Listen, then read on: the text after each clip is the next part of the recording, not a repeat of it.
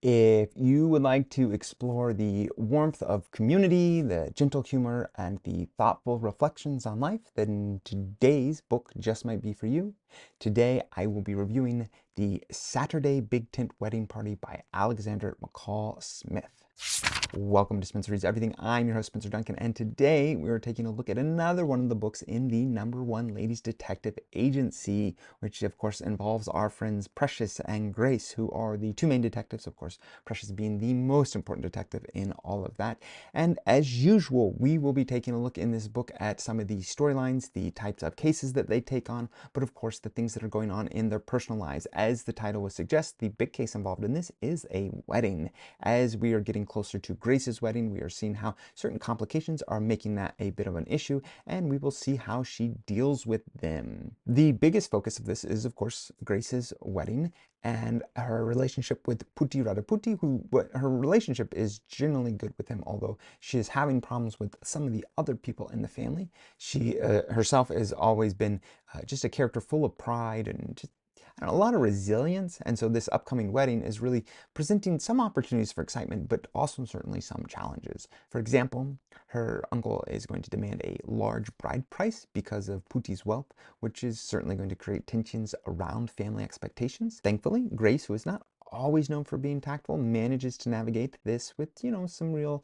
determination and some sensibility, and so she's going to ultimately get them to agree to a dowry of 20 cattle. It is very much respectable, but it's not exactly exorbitant, and so it is something that is going to smooth things over, and it is going to go a long ways in helping them to get closer to that wedding. Also, as usual, we have some additional characters. In this case, Mama Patakwane, who is the matron of the orphan farm, is going to help step in and get much of the wedding planned, particularly the wedding feast, because if you know anything about her, she is very good at getting people to do things, even though she might be a bit bossy. There is a whole lot of love in her as well, and so she is more than willing to put a lot of work in and really boss people around if necessary to get things done. Grace's fast last-minute nerves about her attire and plans are really going to make things, somewhat typical of a big event like this. And so we're going to see a lot of people trying to get her to both concentrate and be successful, and we'll see how that turns out. However, there are, of course, actual cases going on. Despite the fact that this is the main focus of this one, you certainly have things that are keeping them busy. The two biggest cases of interest, one is for a client named Botsalo Moeti, who believes that a rival is sabotaging his cattle farm. There's these cases of mutilated cattle. They have been mysteriously injured. And so he's anxious to understand who is behind these acts. This is not only a case that Precious is going to explore, but it also shows a very traditional element of the culture of Botswana, which is playing out not just here, but also, as we talked about, with the bride price. And that is one of the hallmarks of these books. That is the biggest mystery. Then there's another, I won't say it's quite a mystery, not in exactly the same way, but as you may recall, Mr. JLB Matakoni has an apprentice named Charlie who has a tendency to get himself in a bit of trouble for one reason or another. And in this case, there's a rumor going around that he is the father of twins and that he has up and left and has refused to take any kind of responsibility.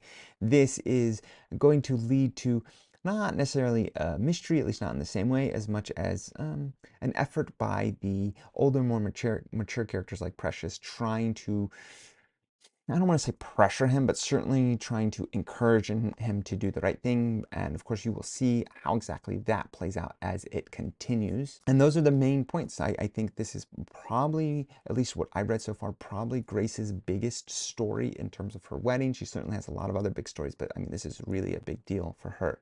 And as usual, there are some wonderful little nuggets of wisdom that I would love to share, because I just think that Alexander McCall Smith has some real folksy wisdom. It comes through, usually through Precious, but obviously a lot of the characters show a lot of the same abilities to just have interesting things to say. Here's some of my favorite quotes. It is hard, she thought. It is hard for us to think of people who dislike us because none of us in our heart believe that we deserve the hatred of others. I think that's true. I think we have a tendency to convince ourselves that no one could dislike us if they just knew us. You cannot make somebody love something. They must have love in their heart first. Also true. Simple questions and simple answers were what we needed in life. That was what Precious believed. Yes. Indeed. That's certainly part of Precious's ethos and her respect for traditional culture and this idea that simplicity can go a long ways. I think a lot of what she mentions is just the simplicity that she wants there to be in life, and I think she works hard to get it where she can. Words can make big things little. Also, just a fantastic reference to how talking about something and figure something out can certainly make something very difficult much easier to deal with. And I think that goes well with, we cannot let wicked people spoil our lives for us, can we? I mean, yeah. And then last but not least, I think this is a really good appreciation for the challenges of life. She says, all those things that sound so right were often just poetry. Really, the gravy we put on reality to make it taste a little better. I would say that this book series is certainly a little bit of gravy that makes my reading and just makes my life a little more fun, because I think that they are fun and they are entertaining and they are great reads. As usual, Alexander McCall Smith's writing is very warm, very insightful. This book is no different. It touches on themes of family and loyalty and love and the power of community. That's a big part of this. Grace's wedding and the resolutions of the cases that Precious takes on highlight the importance of understanding others and treating them with empathy, which that is absolutely a hallmark of Precious, and something that Grace is still working on. Precious's reflections on life and the complexities of life just make this novel a very uplifting book, and something that might be a little simplistic to some, but I think that they're fun and insightful things to consider and to take it in this lighthearted way in times. And I think that goes back to that wonderful quote about how words can make big things small. And you can see that even though she is a detective, all the cases she covers and all the things that she's curious about, it's not necessarily about pointing fingers and demanding justice. Often it's really just about finding common ground and understanding people's motivations and really encouraging them to be better people, because she's a pretty darn good person, whether she would recognize it or not. So who is this book for? Well, as usual, it is pretty deep in the series at this point, and I wouldn't recommend reading it by itself. But if you are interested in the series, then great. This is yet another addition to it. And I would certainly say this is also for readers that just enjoy that gentle mystery that is a key part of these books, as well as stories of strong female friendships.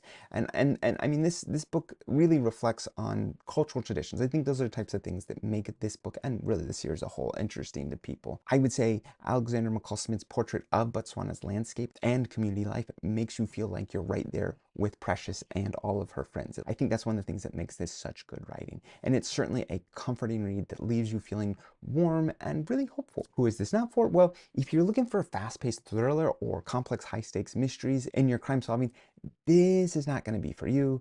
And I would certainly say that the focus here on character and community and the stories that unfold at a rather leisurely pace at times also may not be for you, which again applies to the series as a whole, or if you just don't want to get into such a long series. All of these are reasons why you may not be interested in this book, which is totally understandable.